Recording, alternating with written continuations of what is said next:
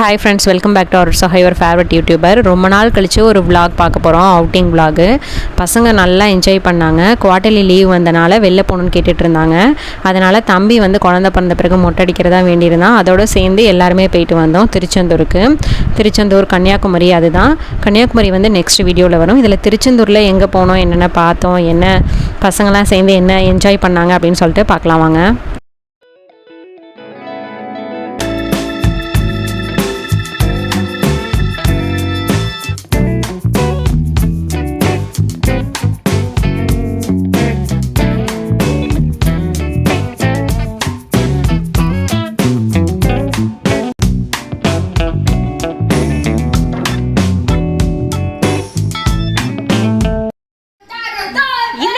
எதுக்கு வந்திருக்கோம்?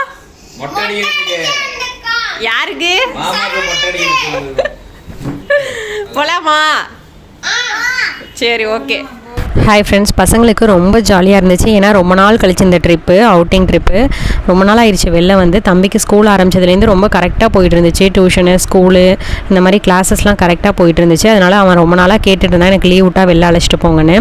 சரவணாக்கு அதே மாதிரி கரெக்டாக குழந்தை பிறந்து 16 முடிஞ்சிச்சு. அவன் மொட்டை அடிக்கணும்னு சொல்லிட்டு இருந்தான். திருச்செந்தூர் நாங்கள் பார்த்ததே கிடையாது. சரி, ஒன்றா போகலாம் அப்படின்னு சொல்லிட்டு தான் பிளான் போட்டது. நைட்டு 11 o'clock கிளம்பணும். ஆனால் வந்து மார்னிங் 6 o'clock ஆயிடுச்சு வரத்துக்கு. வந்தோடனே வந்து கோயில் அந்த ஸ்ட்ரீட்லேயே வந்து ரூம் கிடச்சிச்சு. அங்கே போட்டுட்டு திங்ஸ்லாம் வச்சுட்டு மொட்டை அடிச்சுட்டு பீச்சில் குளிச்சுட்டு அதுக்கப்புறம் சாப்பிட்டுட்டு கோயிலுக்கு போகலாம் அப்படிங்கிறத ஐடியா. பாப்பா வந்து மொட்டை அடிக்கிறதுக்கு பயந்தா, அதனால் அவளும் அம்மாவும் பூமுடி எடுத்துக்கிட்டாங்க. நம்ம நேராக வந்தோடனே இந்த கோபுரம் இருக்குல்ல, அதுலேருந்து ரைட் சைட் போய்கிட்டே இருந்தோம்னா லாஸ்ட்டில் வந்து மொட்டை அடிக்கிற இடம் தான் இருக்குது.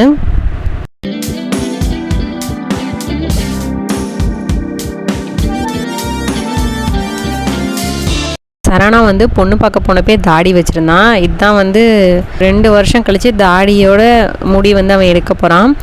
எல்லாருமே பயங்கரமாக கிண்டல் பண்ணிகிட்டு இருந்தோம்.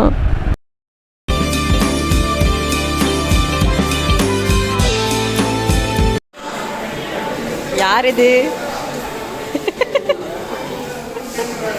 இப்போதாண்டா மூஞ்சி தெரியுது எங்களுக்கு. ரொம்ப வருஷம் கழித்து பார்க்கவும் முகமே மாறின மாதிரி இருந்துச்சு. ஸ்ரீவல்சன்லாம் பயங்கரமாக கலாய்ச்சிட்டு இருந்தான். அதுக்கப்புறம் அம்மாவும் பாப்பாவும் பூமுடி எடுத்தாங்க. ஆனால் பூமுடி முன்னெல்லாம் வந்து நிறைய எடுப்பாங்க. இப்போ ரொம்ப கம்மியாக லைட்டாக அந்த பூவை வச்சு லைட்டாக அங்கேயும் இங்கேயும் கட் பண்ணி விடுறாங்க, அவ்வளோதான்.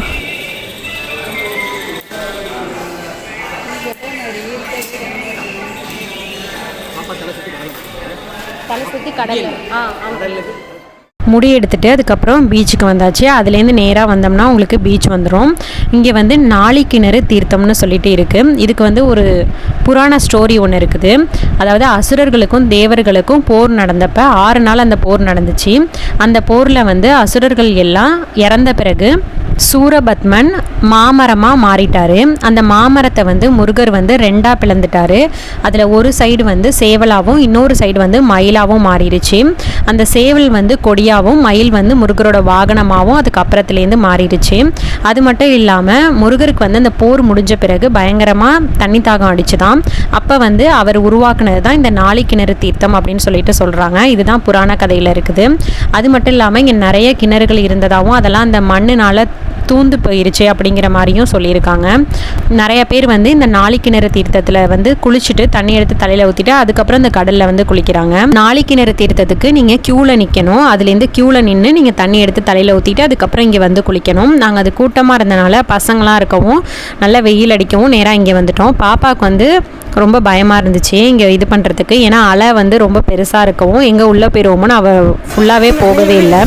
தம்பிலாம் நல்லா ஜாலியாக விளாண்டான், ரொம்ப நல்லா இருந்துச்சு.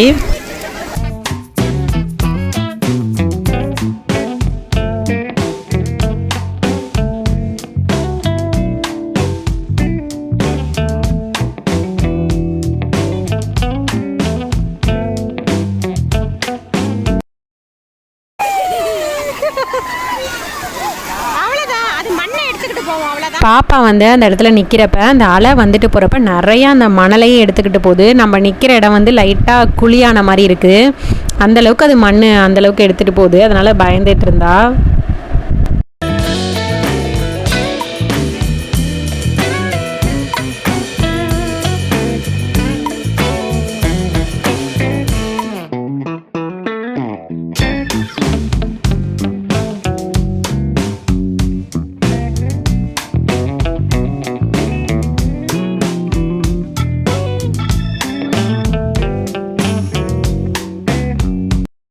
எல்லோரும் நல்லா 1 hour நல்லா விளாண்டுச்சுங்க. முடிச்சுட்டு ரிட்டன் வரப்போ பார்த்தா மேலே வந்து 2 மயில் இருந்துச்சு, அழகாக இருந்துச்சு ரெண்டும். முடிச்சுட்டு நாங்கள் திருப்பி ரூமுக்கு தான் போகிறோம். போயிட்டு சாப்பிட்டுட்டு அதுக்கப்புறம் திருப்பி கோயிலுக்குள்ளே போகலான்னு சொல்லிட்டு ஒரு 10:30 ஆயிடுச்சு.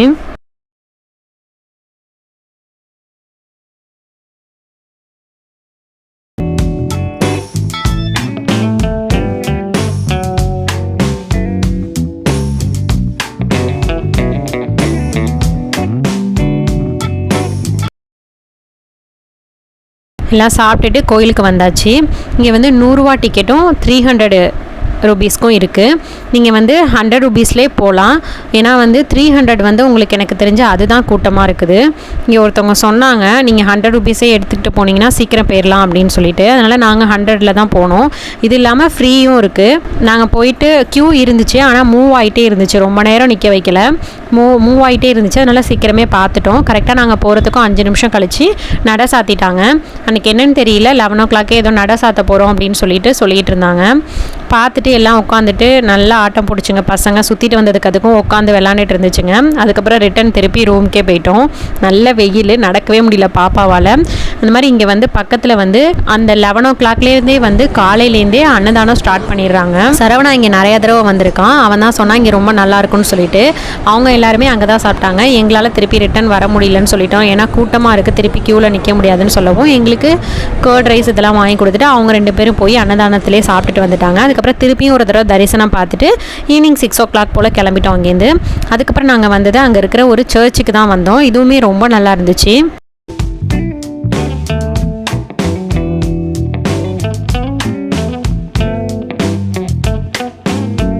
மணப்பாடு சர்ச் அப்படின்னு சொல்லிட்டு சொல்லுவாங்க. இங்கேயும் பீச் இருக்குது. பீச் வந்து நாங்கள் கொஞ்சம் ரொம்ப லேட்டாக போனனால பீச்சுக்கு போக முடியல, கீழே இறங்கி சைடில் போகிற மாதிரி இருக்குது. ஆனால் அங்கே இருட்டாக இருக்கும் அப்படின்னு சொன்னாங்க, அதனால் போகலை. சரி மார்னிங்கே பசங்களாம் பீச்சில் குளிச்சனால இப்போ பெருசாக ஒன்றும் விளையாட மாட்டாங்கன்னு. ஆனால் அந்த பீச் நல்லாயிருக்கும்னு கேள்விப்பட்டிருக்கேன். நடுப்புற ஒரு பாத்வே மாதிரி போகும், 2 சைடும் உங்களுக்கு வந்து வாட்டர் இருக்கும், அந்த மாதிரி இருக்கும். இங்கே நீங்கள் கொஞ்சம் வந்து முன்னாடியே வந்தீங்க அப்படின்னா அதில் இறங்கி போய் நீங்கள் பார்க்கலாம். ஏன் பிச்சிட்டியா?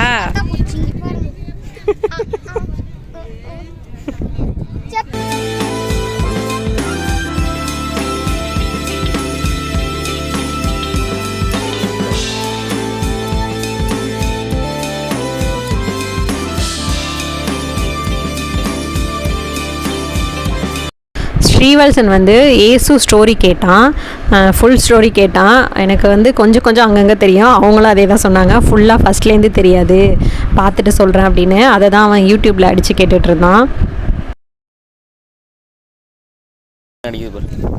அதுமாதிரி இங்கே ஒரு லைட் ஹவுஸ் இருக்கு, இங்கே சுற்றி ஸ்டோரி தெரியும், ஃபுல்லாக தெரியாது, கொஞ்சம் தெரியும். அடிச்சு தரேன் அப்புறமா இருறா. இங்கே வந்து நல்லா காற்று அடிக்குது, ஏன்னா கொஞ்சம் ஹைட்டில் இருக்குது இந்த சர்ச்சு, கீழேருந்து ஏறி வர மாதிரி இருக்குது. நல்லா சூப்பராக காற்று அடிக்குது, நல்லா ரிலாக்ஸாக வந்து கொஞ்சம் நேரம் உட்காந்துருக்கலாம். நாங்கள் இங்கே முடிச்சுட்டு நேராக வந்து நைட்டு வந்து கன்னியாகுமரியில் போய் ஸ்டே பண்ணுற மாதிரி தான் பிளான் போட்டிருந்தோம். அதனால் இங்கே முடிச்சுட்டு இப்போ டேரெக்டாக கன்னியாகுமரி தான் போகிறோம். இங்கேருந்து ஒரு 1 hour கிட்ட ஆகும் உங்களுக்கு கன்னியாகுமரி போகிறதுக்கு. அடுத்த வீடியோவில் கன்னியாகுமரியில் எங்கெங்கெல்லாம் போகணும் அப்படின்னு சொல்லிட்டு பார்க்கலாம்.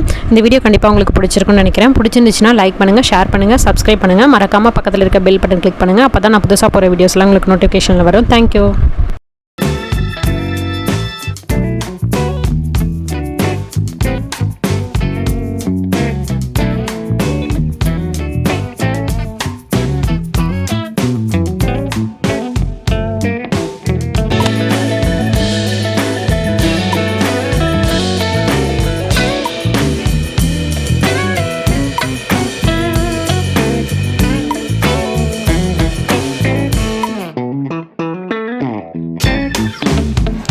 தூக்கல பாப்பா தூக்கல